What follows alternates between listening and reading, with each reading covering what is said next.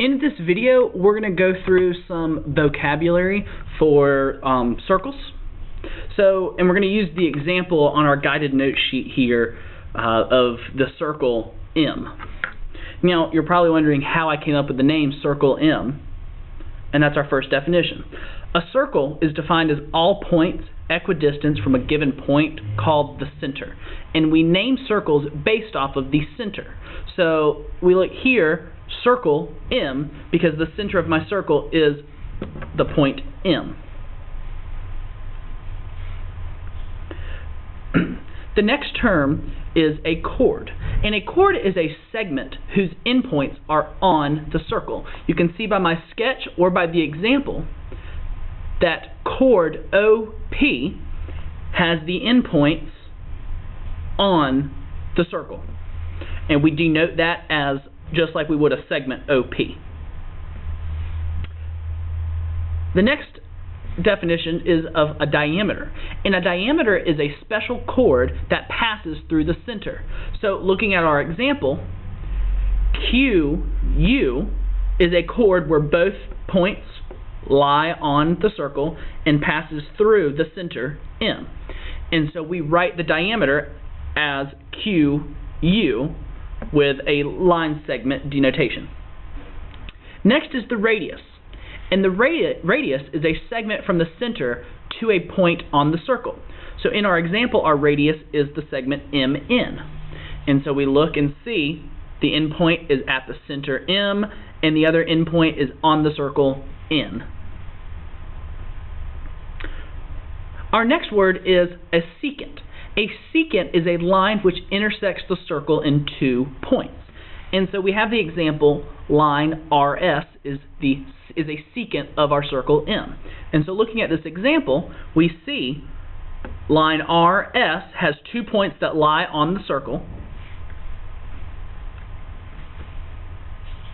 The next term is tangent. And a tangent is a line which intersects the circle in one and only one point.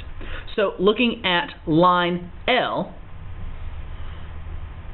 it intersects the circle at point O, and that is it. So it hits the edge of the circle at point O and then keeps going on. Point O is considered what's called our point of tangency.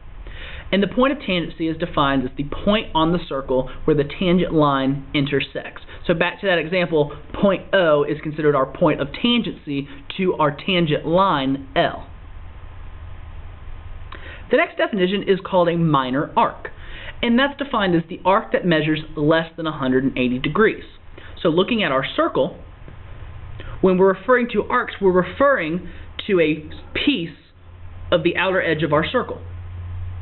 So looking here, arc QN is a fourth of our circle, and as we know from previous courses, a circle has 360 degrees, and so a fourth of that circle would be 90 degrees, which is less than 180. So arc QN is considered a minor arc. And looking at how we denote that, we denote QN with a, instead of a segment, an arc. So it actually looks like the arc of a circle. A major arc is an arc that measures greater than 180 degrees.